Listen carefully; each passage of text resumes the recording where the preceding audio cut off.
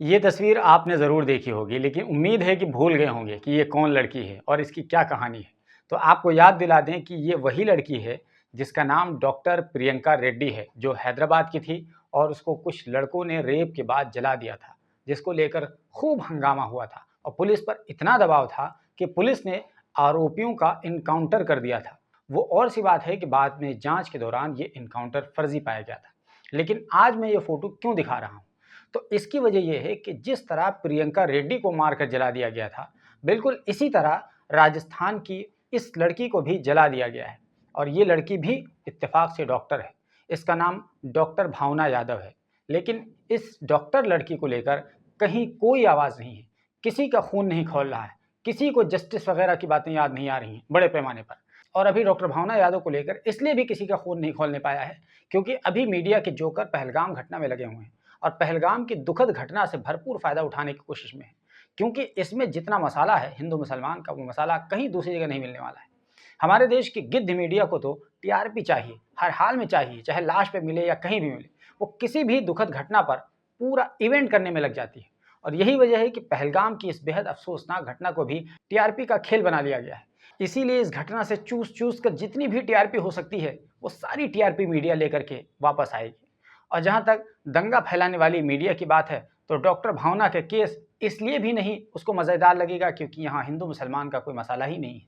लेकिन कोई बात नहीं, इस डॉक्टर लड़की डॉक्टर भावना की पूरी कहानी हम आपको बताएंगे। तो पूरी कहानी कुछ यूँ है कि राजस्थान के बहरूड़ ज़िले में आनंदपुरा नाम के एक गाँव की रहने वाली 25 साल की एक लड़की जिसका नाम भावना यादव था, उसको जलाकर मार दिया गया। जी हाँ, फिर से सुन लीजिए, डॉक्टर भावना यादव को जलाकर मार दिया गया। भावना ने साल 2023 में फिलिपाइन से एमबीबीएस की डिग्री हासिल की थी और वहां से आने के बाद मेडिकल प्रैक्टिस के लिए जो टेस्ट क्वालिफाई करना होता है इंडिया में, उसका नाम है फॉरेन मेडिकल ग्रेजुएट एग्जामिनेशन। तो डॉक्टर भावना इंडिया वापस लौटकर इसी टेस्ट की तैयारी कर रही थी और डॉक्टर भावना अपने घर पर ही रह करके ऑनलाइन इसकी तैयारी करती थी और हफ्ते में एक बार दिल्ली में आकर टेस्ट दिया करती थी। और भावना की एक छोटी बहन है दिल्ली में, एक पीजी में रह करके वो यूपीएससी की तैयारी करती है, उसका नाम सालू है। तो जब जब वो दिल्ली आती थी तो अपनी छोटी बहन सालू के साथ वो रहती थी, उसी के पीजी में उसके साथ में, और अगले दिन वो टेस्ट दे करके घर वापस चली जाती थी। तो इसी कड़ी में भावना अपने टेस्ट के लिए 21 अप्रैल को दिल्ली आई हुई थी और 21 और 22 अप्रैल को वो अपनी बहन सालू के साथ दिल्ली में रही और यहीं पर रुक कर उसने एग्ज़ाम दिया और 23 तारीख को भावना को वापस राजस्थान जाना था। लेकिन वो 23 अप्रैल को नहीं जाती है, बल्कि अपनी माँ गायत्री देवी को फ़ोन पर बता देती है कि मैं आज नहीं आऊँगी। अब 23 अप्रैल का दिन बीत जाता है और 24 अप्रैल को सुबह 8:30 बजे डॉक्टर भावना की माँ के पास एक लड़के का फ़ोन आता है और वो लड़का बताता है कि मैं उदेश यादव बात कर रहा हूँ और आपकी बेटी भावना हिसार के चौधरी चरण सिंह एग्रीकल्चर यूनिवर्सिटी के एक कमरे में जल गई है और हिसार के सोनी हॉस्पिटल में वो एडमिट है, हमने उसको एडमिट करवाया है, आप यहाँ आ जाइए। ये सुनकर भावना की माँ को लगता है कि कोई परेशान कर रहा है, क्योंकि अभी केवल 50 मिनट पहले ही उसकी बात अपनी बेटी से हुई थी और वो घर आने की बात कह रही थी। तो ये सोचकर वो फ़ोन कट कर देती है कि शायद कोई मजाक कर रहा है और उसके बाद वो अपनी बेटी भावना को फ़ोन लगाती है, लेकिन भावना का फ़ोन बंद चला जाता है। तो माँ घबरा जाती है और वो पलट कर दोबारा से उसी लड़के को, यानी जिस नंबर से उस लड़के का फ़ोन आया था, उसी नंबर पर फ़ोन लगाने लगती है जिसने जानकारी दी थी। तो जब उसको फ़ोन लगाती हैं तो उसका फ़ोन रिसीव नहीं होता है।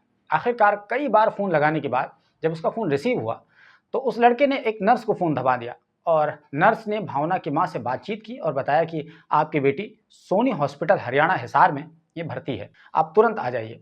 ये सुनकर माँ ने वीडियो कॉल पर बेटी को दिखाने के लिए रिक्वेस्ट की और जब वीडियो कॉल करती है तो देखती है कि बेटी भावना की हालत बेहद नाजुक है। वो करीब 80% जल चुकी है, उसका जिस्म जल चुका है, झुलस चुका है और हॉस्पिटल के वो बेड पर लेटी हुई है और अपनी माँ को देखते हुए बस इतना कह पाती है बहुत हल्की आवाज़ में, मम्मी मुझे बचा लो।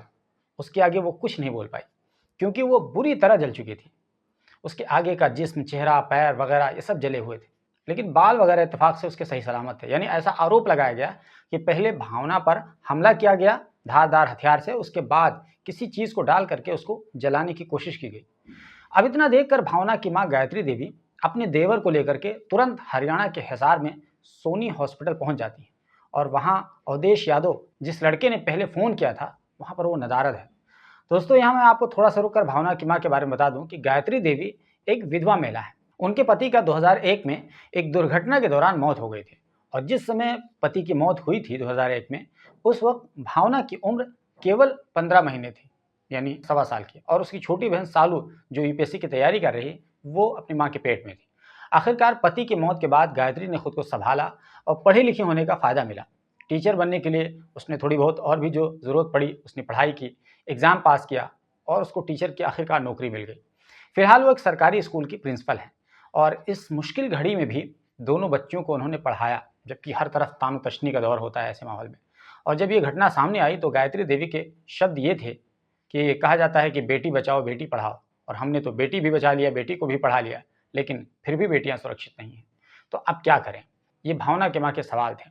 तो खैर भावना इतना ज़्यादा जल चुकी थी कि भावना की माँ को लगा कि अब यहाँ रहना ठीक नहीं है, इसको जयपुर हॉस्पिटल शिफ्ट करते हैं। तो जयपुर में एक हॉस्पिटल में वो ले करके गई और वहाँ भर्ती कराया, लेकिन उनकी जान बच नहीं पाई और वो 24 अप्रैल रात को 11:30 बजे के आसपास इस दुनिया से वो चली गई। बेटी की मौत के बाद भावना की माँ गायत्री यादव इस घटना को हादसा नहीं बल्कि प्लानिंग के साथ हत्या बता रही है। उनके अहम इल्ज़ामात ये हैं कि जयपुर में ड्रेसिंग के दौरान डॉक्टरों ने भावना के पेट पर 4 जगहों पर धारदार हथियार से लगाए गए कट के निशानात देखे। गायत्री का यह भी दावा है कि उनकी बेटी को पहले चाकू से हमला किया गया और फिर आग लगाई गई। भावना का लैपटॉप, मोबाइल फ़ोन और दूसरे अहम डॉक्यूमेंट्स जो थे वो सभी गायब थे, जो कि हत्या के शक को और भी ज़्यादा गहरा रहे। भावना के दिल्ली से हिसार पहुंचने की कोई भी वजह साफ नज़र नहीं आ सकी थी। इसके अलावा उदेश यादव जो लड़का लेकर के गया था, उसने सोनी हॉस्पिटल के लोगों को बताया कि भावना चौधरी चरण सिंह हरियाणा एग्रीकल्चर यूनिवर्सिटी में वहीं पर वो जली थी, लेकिन इस दावे की जाहिर है वहाँ तस्दीक नहीं हो पाई। उदेश यादव जो कि हरियाणा के रेवाड़ी ज़िले के लिलोड़ गाँव का रहने वाला है, वो इसी चौधरी चरण सिंह एग्रीकल्चर यूनिवर्सिटी में क्लर्क के तौर पर काम करता है, लेकिन इस घटना के बाद वो भावना की माँ को हॉस्पिटल बुलाकर तब से वो फरार है और उसका फ़ोन भी बंद है। तो इससे भी साफ हो जाता है कि उदेश यादव इस घटना में हत्या का आरोपी है। लेकिन सवाल यह है कि उदेश ने अगर भावना की हत्या की जैसा कि आरोप है, तो उसने ऐसा क्यों किया होगा? तो मीडिया रिपोर्ट के अनुसार डॉक्टर भावना और उदेश दोनों एक दूसरे से प्यार करते थे और इसी वजह से भावना 23 अप्रैल को घर नहीं लौटी थी और उदेश के साथ वो हिसार ही में थी, क्योंकि उदेश यादव हिसार में कमरा किराए पर लेकर रहा करता था। तो ऐसा कहा गया कि वो उसी के पास थी और सुबह वहीं से उसने अपनी माँ को फ़ोन किया था कि मैं अभी घर आने वाली हूँ। लेकिन शायद इस बीच दोनों के बीच किसी बात पर कहासुनी हुई होगी, तो उदेश ने पहले भावना पर चाकू से हमला किया और उसके बाद उसकी शनाख्त मिटाने के लिए उसको जलाने की कोशिश की।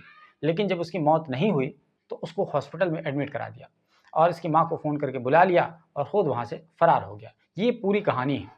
हालांकि अभी वीडियो रिकॉर्ड किए जाने तक उद्देश्य फरार चल रहा है और जब वो पकड़ा जाएगा तब जाकर के सच्चाई समझ में आएगी और पूरी घटना का खुलासा हो पाएगा, पूरा केस साफ हो पाएगा कि दरअसल पूरा मामला है क्या। फिलहाल पुलिस तलाश में जुटी हुई है।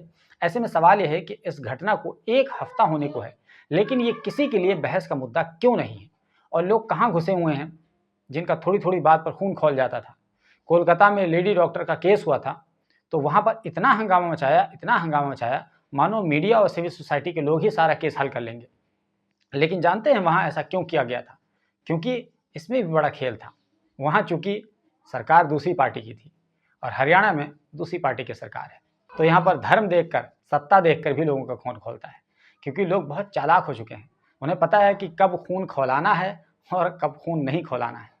लेकिन हमने सोचा कि आपको सच्चाई से कम रूबरू करा दें। बाकी आपको इस कहानी के बारे में क्या कुछ कहना है और आपने इस कहानी से क्या सीखा, आप हमें कमेंट बॉक्स में ज़रूर बताइए।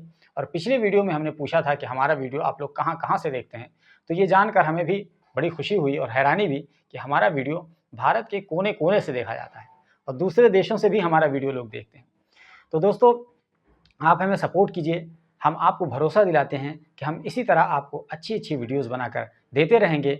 हम अपने चाहे ग्लोबल बाउंड्री के फेसबुक पेज पर या ग्लोबल बाउंड्री के न्यूज़ चैनल पर या फिर हम अपने जीबी बिज़नेस पर या फिर हमारे सलीम आज़ाद ब्लॉग्स पर, जितने भी हमारे सोशल मीडिया के प्लेटफॉर्म्स हैं, इन तमाम प्लेटफॉर्म्स पर हम आपको कंटेंट प्रोवाइड करते रहेंगे। ये हम आपको भरोसा दिलाते हैं।